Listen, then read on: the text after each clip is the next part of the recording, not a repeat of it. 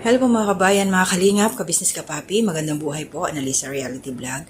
Reaction po tayo ngayon, opinion, two birds in one stone, sa kalingap po, at saka gusto ko mag-update kay Jonathan, kahit naiinis tayo sa kanya, kailangan makibalita tayo. Pero unahin natin dito kay Kuya Bal, kasi mayroon siya magandang programa na ginawa ngayon sa kalingap. Pero bago yon, thank you and salamat po sa mga nariyan lagi na nakasuporta sa aking mga ginagawang reaction. Mga silent viewers, commenters, nagla-like, nag-share, mga hindi po nag-skip ng ads. Salamat po and God bless. So ito po, isa po sa matagal nang kasakasama ni Kuya Bal. Naabutan ko pa to sila nung nasa radyo. Si DJ France. Magkakaroon na po siya ng bahay. True sa kalingap at true sa mga sponsors. And then, meron pong mga kalingap partners na tumulong dito. Kaya bayanihan po ang tema dito ni Kuya Bal. So, isa lang ho yata yung kanyang mason. Ano bang tawag doon? Foreman, ano ba? Basta, bahala na kayo doon. Kamag-anak niya, pinsan daw niya. At yun talaga yung nag-guide sa mga panday. At ito, maraming salamat po doon sa mga kalingap partners na tumutulong. Sarap sana kaso malayo ako, hindi ako makapaghugas ng pinggan kahit yun man lang sana mai-contribute ko doon sa pagpapagawa ng bahay kasi wala pa ho akong sapat, wala akong salapi. Moral support lang sana kung nandoon. At ayun nga si Kuya Bal, in-announce din niya, nanawagan siya na yung gustong tumulong, bayanihan, pumunta lang sa DAET. Welcome kayo doon. Pero syempre, at pwedeng i-vlog. Pero syempre, baka mamaya pagdating doon, puro vlog-vlog lang, hindi tutulong sa trabaho. Nandoon po para tulungan, mapadali ang paggagawa sa bahay ni DJ France. Kasi palipat-lipat po ito sila eh. Naalala ko, pumunta to sila sa farm, kaya lang nagka-problema, natakot kasi parang pinasok yung farm na binabantayan sana nila. Lumipat naman sila doon, umalis, pumunta sa isang kamag-anak na bahay kubo lang. Okay naman sana, kaya lang, syempre marami sila, hindi komportable, walang privacy. At salamat kay Kuya Bal, ito,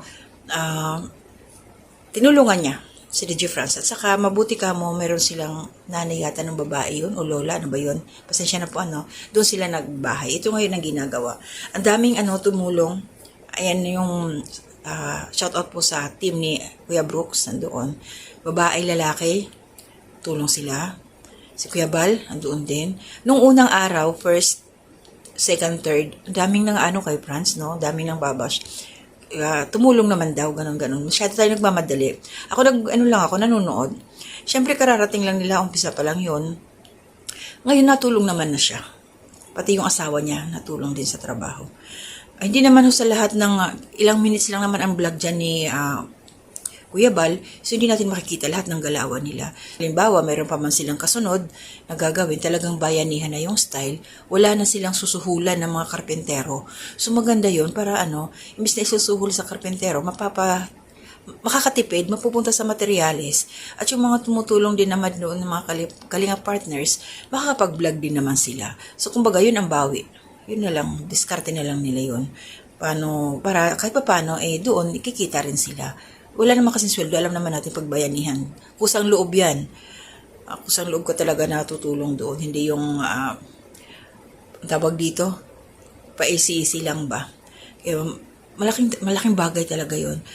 May mga sponsors na, thank you po sa lahat ng mga sponsors na nagpaabot ng cash para makabili ng materyales. At syempre, ayan si Kuya Bal din.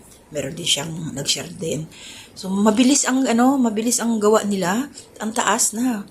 Mga ilang araw lang yan matatapos na, baka hindi pa abutin siguro ng buwan, basta may materyales, matatapos na yan. Kasi ayun nyo kay Kuya Bal, basta may pera, tuloy-tuloy. Pag wala, stop. Ganun ang ni Kuya Bal.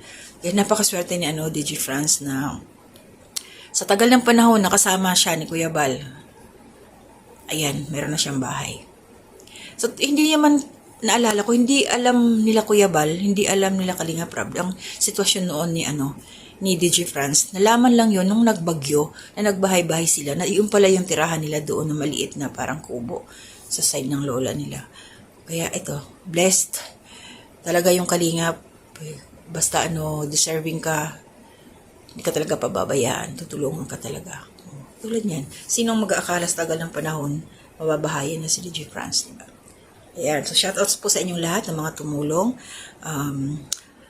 Ako, ang maitutulong ko lang po is ang manood, hindi mag-skip ng ads, i-share yung mga video ni Kuya Bal, at yung palawakin pa.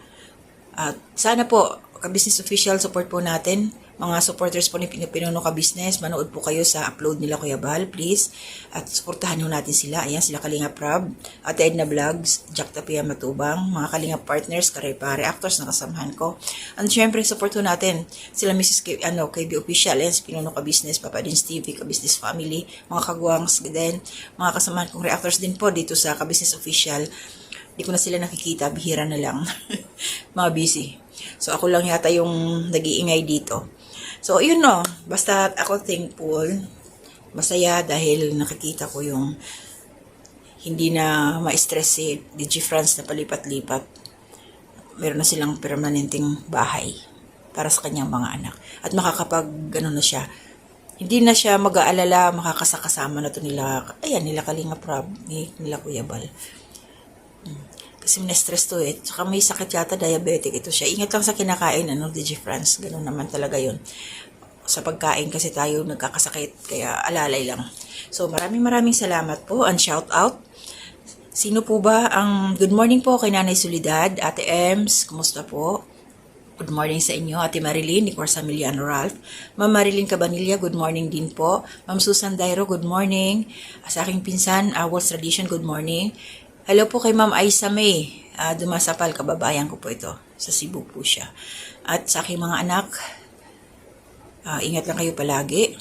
Okay, sa aking asawa, ingat din. Sa aking mga kapatid, ingat din kayo dyan. So hanggang dito na muna, ang mga hindi ko pa na-shout out, basta mega lang, shout out po sa inyo lahat. Hanggang dito na muna ako. To God be the glory.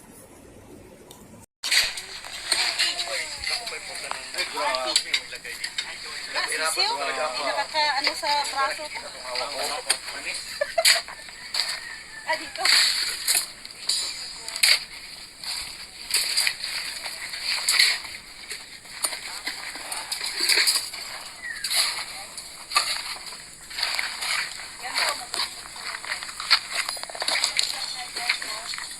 Wala na, pagod na. Wala nang energy.